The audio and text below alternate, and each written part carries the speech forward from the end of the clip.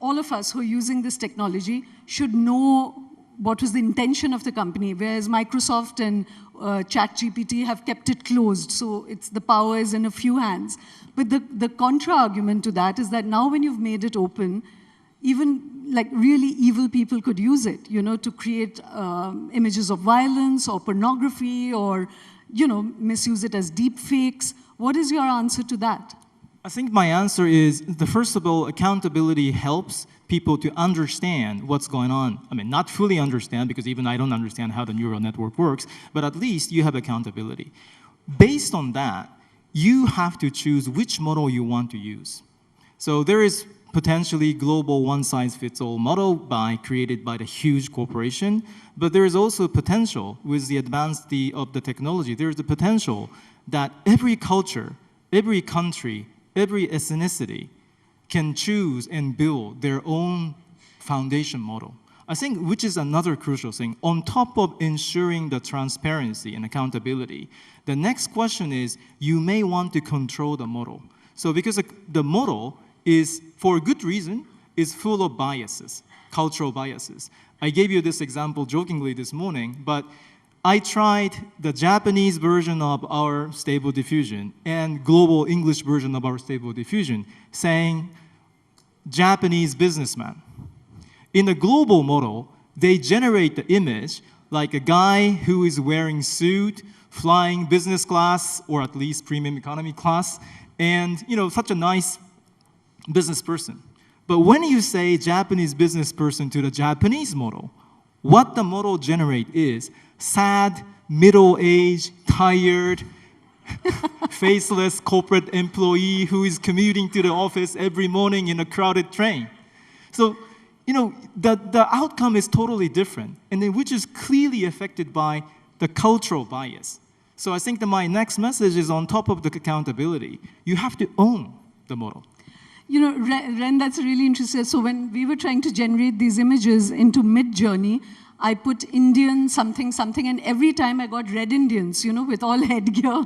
So the idea of India and any images of India, like you said, so then when I put India, it started generating really sad, like everybody was, so there was a very Western gaze on what India is and is not. So it was a big struggle to generate images like that. So there is that cultural bias. But, the other danger of this, before we come to all the opportunities, is that, we're already being so rabbit-holed into silos, Yes, social media has done fantastic stuff, but all the technology, like anything you Google, you're only given what you like.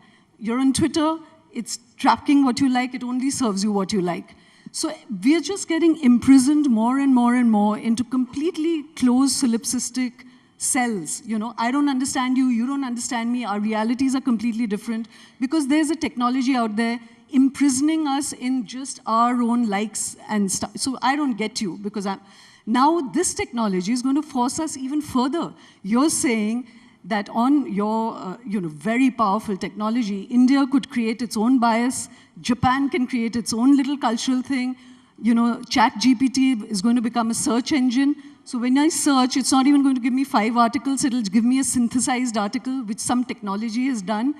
It's a very terrifying, polarizing world. What's your answer to that? Are you guys even discussing this? I think that is an excellent and a most challenging question, but maybe I can break down into like a two-folded question.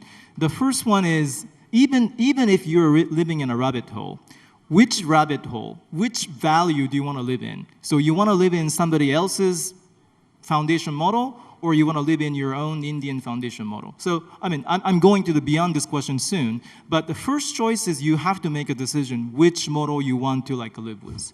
And then, even after you choose, let's say, even after I choose the Japanese model so that I can live in my comfortable Japanese bias, then you are now presenting me with the most challenging and interesting, pressing question.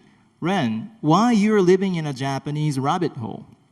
Which is the most valid question. And then the answer will be, let me give you like a most stupid answer, which is, okay, in order to ensure that I don't live in a rabbit hole, whatever question I ask this model, if the model is returning 5 answers, totally different, culturally different answers, like, can I cross Can I cross the street even when the traffic light is red? If there is no car and I'm in the rush, can I cross the street?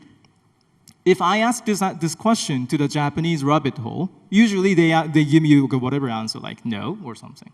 But the other option is making sure that this model is giving you 5 answers. But what happens if you are confronted, if you receive 5 answers? People get easily bored. And then the example you gave is excellent, because the Facebook and Google and other current technology, the reason why people are addicted to that is they can easily associate themselves with the technology, and then the answer or the service they're receiving is naturally what they want.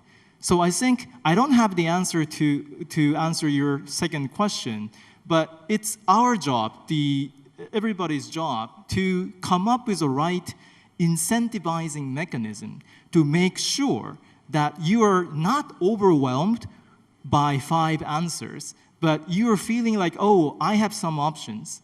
And then you are naturally incentivized to appreciate your approach going beyond the rabbit hole.